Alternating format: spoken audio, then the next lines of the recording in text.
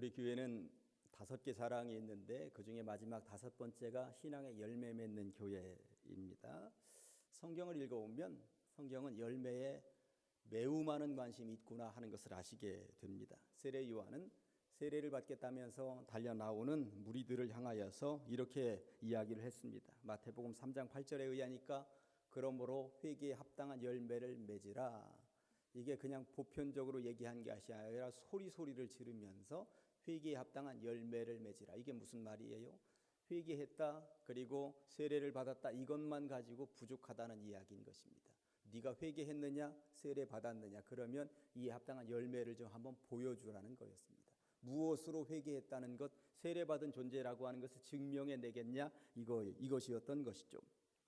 예수님도 열매에 매우 많은 관심을 가지고 있으셨습니다. 마태복음 7장에서 보니까 예수님께서는 이와 같이 좋은 나무마다 아름다운 열매를 맺고 못된 나무가 나쁜 열매를 맺나니 좋은 나무가 나쁜 열매를 맺을 수 없고 못된 나무가 아름다운 열매를 맺을 수 없느니라.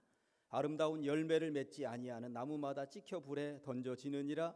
이러므로 그들의 열매로 그들을 알리라 라고 말씀하시면서 열매라는 말을 이 짧은 문장에 얼마나 많이 집중적으로 소개하고 계신 것입니까? 그러니까 예수님이 열매에 관심이 많으셨구나. 그러면 열매를 어떻게 맺어가야 된단 말인가? 이 방법에 대해서도 친절하게 말씀을 해주셨는데 요한복음 15장 5절 보니까 나는 포도나무요 너희는 가지라. 그가 내 안에 내가 그 안에 거하면 사람이 열매를 많이 맺나니. 주님 안에 거해야 주님 안에 붙어 있어야 열매를 많이 맺을 수 있다고 방법까지도 세밀하게 알려주셨습니다. 예수님 이후 위대한 선교사 사도 바울도 열매에 많은 관심을 가지고 있었습니다. 빌립보서 1장 11절에 보니까 예수 그리스도로 말미암아 의의 열매가 가득하여 하나님의 영광과 찬송이 되기를 원하노라. 열매 맺었으면 좋겠다는 거예요. 성도들은 어떻게든 열매를 맺어야 하는 존재들이다 하는 것이죠. 그렇다면 어떤 열매를 맺어야 한단 말인가? 갈라디아서 5장 22절과 23절 보니까 오직 성령의 열매는 사랑과 희락과 화평과 오래 참음과 자비와 양선과 충성과 온유와 절제니 이 같은 것을 금지할 법이 없느니라 하면서 우리가 맺어야 하는 열매의 종류에 대해서도 이야기를 해주고 있다는 것입니다. 아무튼 성경은 열매에 관심이 많습니다. 그렇다면 왜 이렇게도 성경은 열매에 관심이 많은 것일까요? 열매가 없는 것은 가짜이기 때문에, 열매가 없는 것은 죽은 나무이기 때문에 그렇다고 하는 것입니다. 그렇다면 어떻게 열매를 맺어갈 것인가? 2가지 꼭지로 오늘 말씀을 받겠습니다. 첫째, 희망을 내려놓지 않기. 제가 존경하는 교수님 가운데 송기득 교수님이라고 계십니다. 모건대학교에서 특별히 신학과 조직신학을 가르치셨던 교수님이셨는데 벌써 오래전에 은퇴하셨고 올해 88세로 하나님의 부름을 받으셨습니다. 그리고 몇 년 전에 책을 한 권 내셨는데 책 제목이 사람 아직 멀었다 이런 제목이에요. 젊은 시절에 교수님은 한산촌이라고 하면서 결핵 환자들을 모아놓고 이 결핵 환자들 돌보는 일을 하셨습니다. 이때가 1960년대이셨습니다. 이 결핵 환자들을 어떻게든 주의 사랑으로 돌보고 그리고 사람을 만들기 위해서 복음으로 변화시키기 위해서 정말 애쓰고 수고하는 일들을 했는데 사람 하나를 제대로 사람으로 길러내고 만들어내는 것이 얼마나 힘들고 어려웠는지에 대해서 그 책에는 다양한 예를 들어서 기록을 해놓고 있습니다. 그 중에 하나만 제가 여러분들에게 소개를 시켜드리도록 하겠습니다. 출납을 맡았던 직원이 돈을 빼내는 일이 발생을 했던가 봐요. 3년 동안 10,000원, 20,000원 빼냈는데 이게 3년 동안 빼낸 금액이 수백만 원, 오늘날로 따지면 수억 원 정도 되는 금액이었다고 하는 것입니다. 그런데 여기서 중요한 것은 이 돈을 빼낸 직원이 이 교수님하고는 둘도 없는 절친이었다고 하는 것이 문제였습니다. 어릴 때 한 마을에서 자랐고요. 시골 교회에서 그냥 시골 교회에서 늘 같이 지내던 신앙생활을 같이 하던 친구였다고 하는 것이죠. 고향교회 건축할 때 뒤에다가 그 벽돌 짊어지고 함께 날랐던 친구였다고 하는 것입니다. 정말 독실한 신앙인이었기에 한산촌으로 와라. 내가 너와 함께 일하길 원한다. 와서 네가 재정을 좀 담당해주면 좋겠다. 그렇게 말을 했었던 것입니다.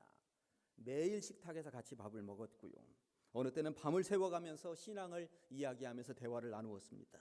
주말에는 등산도 같이 갔고 주일이면 늘 예배의 자리에 머물러 있었던 것입니다.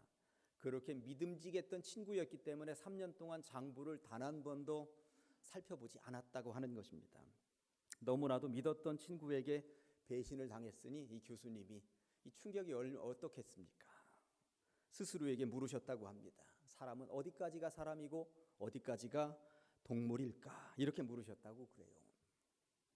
한산촌에서 일을 하는 다른 분이 이렇게 묻더랍니다. 어쩌다 그런 사람을 추천하셨답니까요? 이렇게 약간 비아냥거리면서 묻는 일도 있었다고 합니다.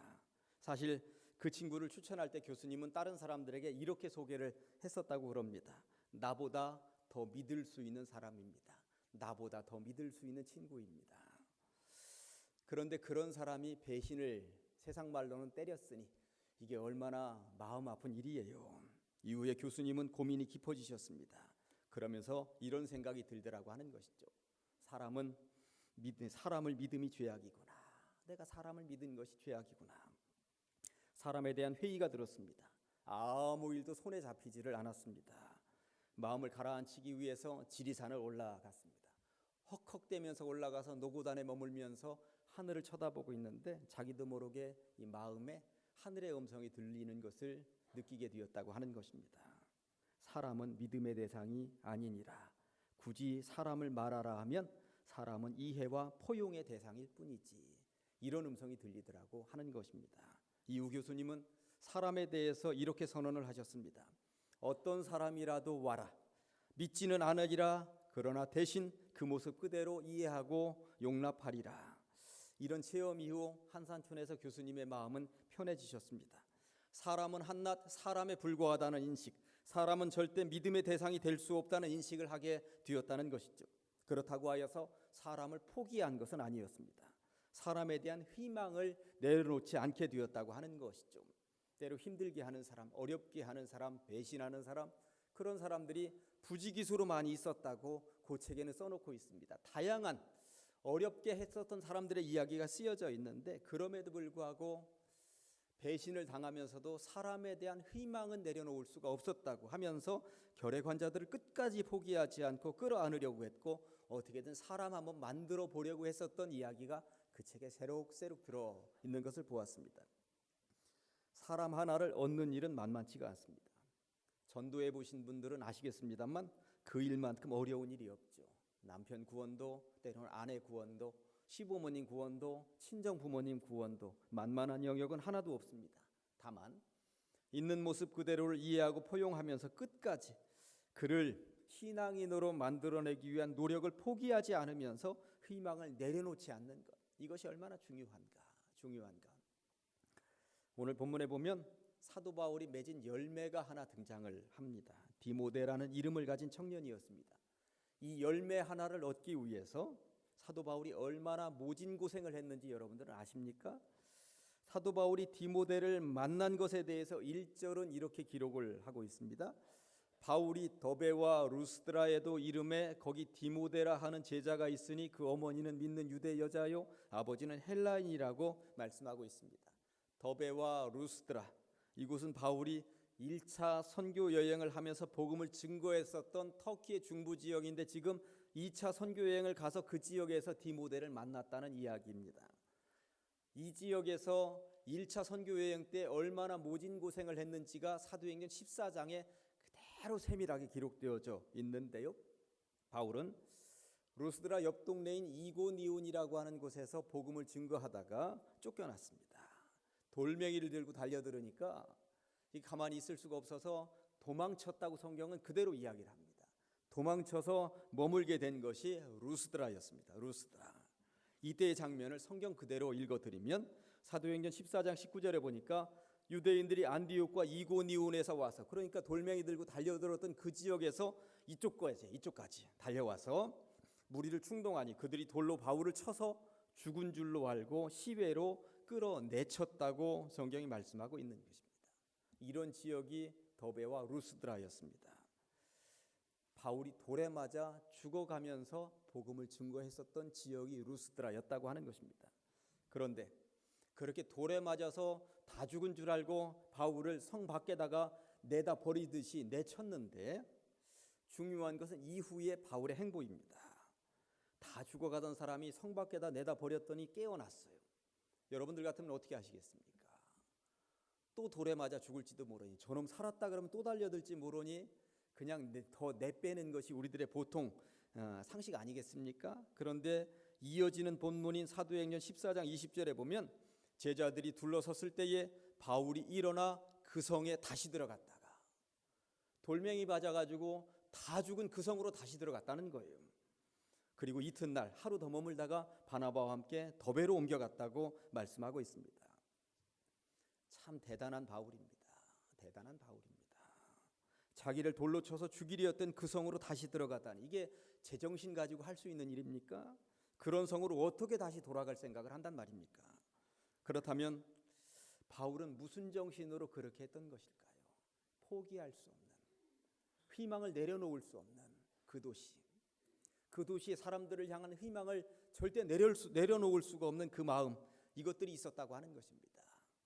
돌에 맞아 죽을 고비를 넘기면서도 끝까지 이 도시에 살아있는 죽어가는 영혼들, 그 영혼들을 어떻게든 살려야지 하는 희망 한 자락을 내려놓지 않는 바울의 심정을 가지고 이 성경을 읽어야 되는 것이죠. 결국 바울의 이런 발걸음이 디모데라고 하는 귀한 열매를 맺도록 했다라고 하는 것입니다.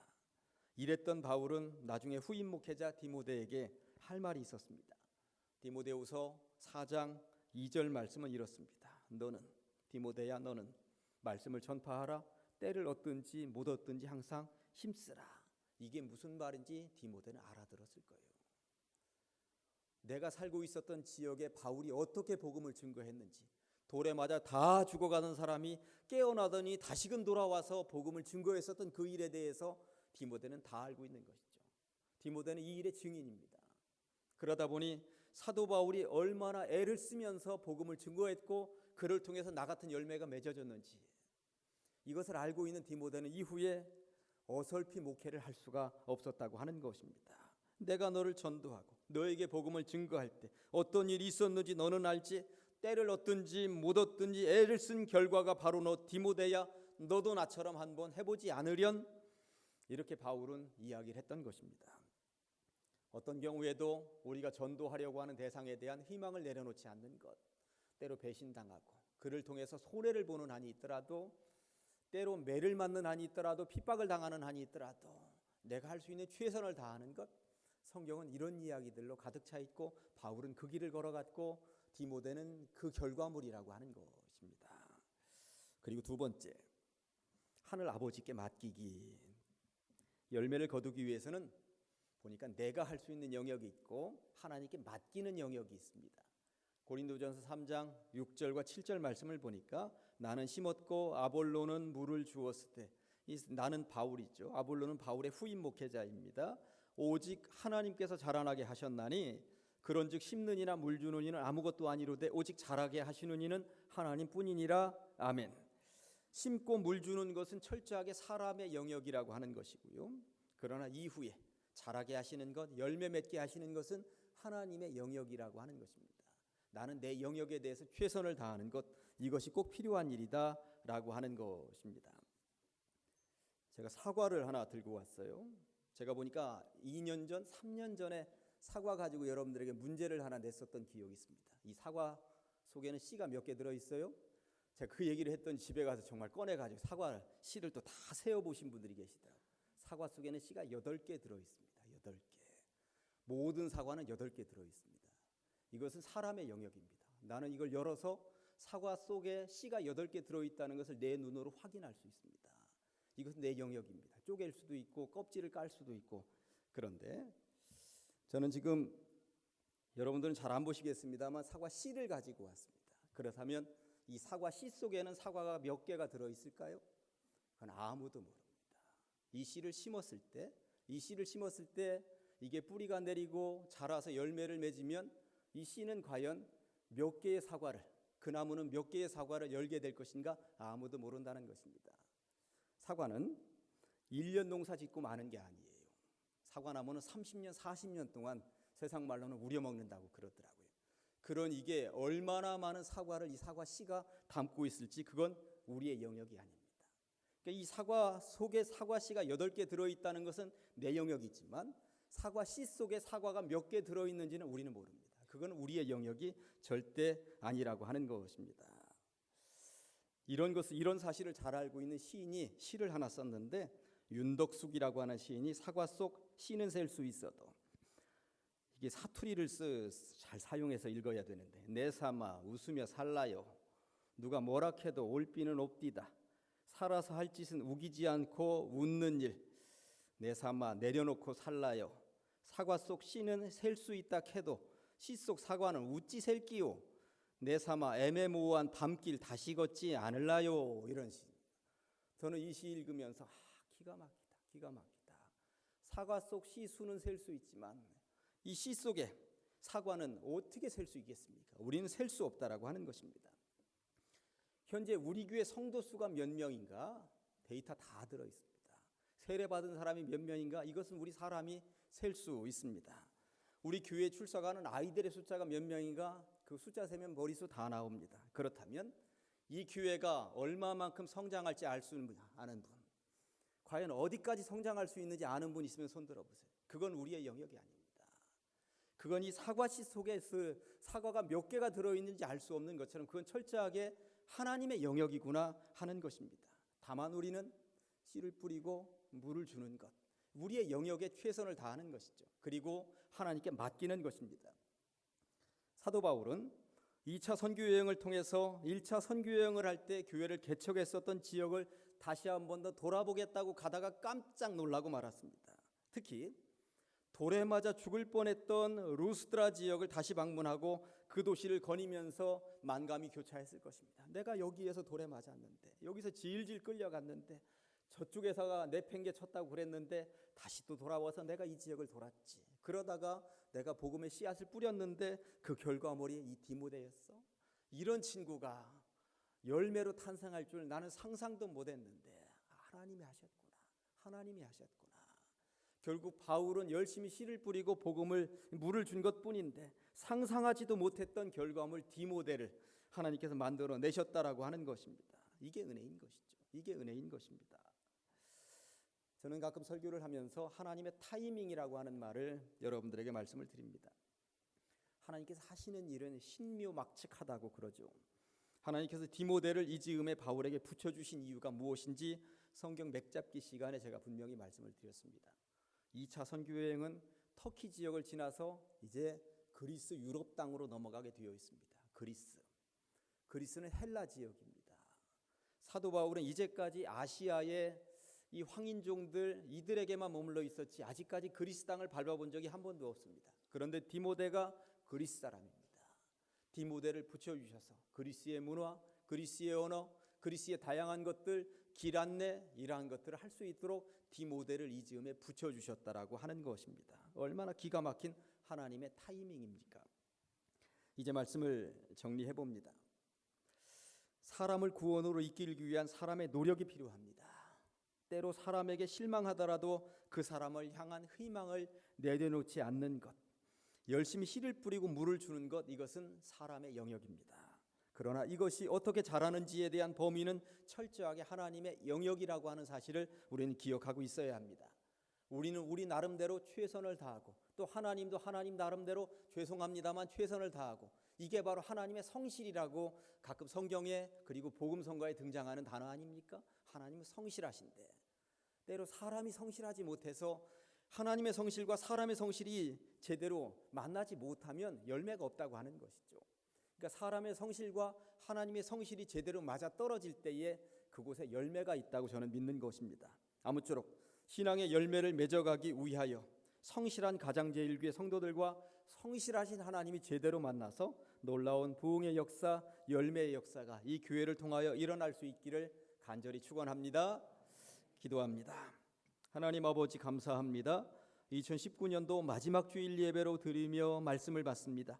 신앙의 열매, 전도의 열매를 맺어야 할진데 때를 얻든지 못 얻든지 애쓰고 노력하지 못했음을 용서하여 주시옵소서. 뿌리가 나무 하나를 살리고 열매를 맺기 위하여 땅속 어둠을 뚫고 내려가듯이 우리도 열매를 위해 뿌리로서의 역할을 감당케 하여 주시옵소서. 우리는 뿌리고 물을 주되 자라나게 하시는 분은 하나님이심을 믿사오니 우리 교회가 더 올곧게 자라 열매 맺게 하여 주시옵소서. 이 교회를 39년 전에 세워주셔서 이렇게 큰 나무가 되게 하셨으니 감사합니다. 그러나 아직도 우리는 부족합니다. 더 큰 나무가 되게 하여 주시옵소서. 그리하여 더 많은 심령을 구원으로 이끄는 방주 역할을 하게 하여 주시옵소서. 더 많은 열매를 기대하며 예수 그리스도의 이름으로 간절히 기도하옵나이다. 아멘.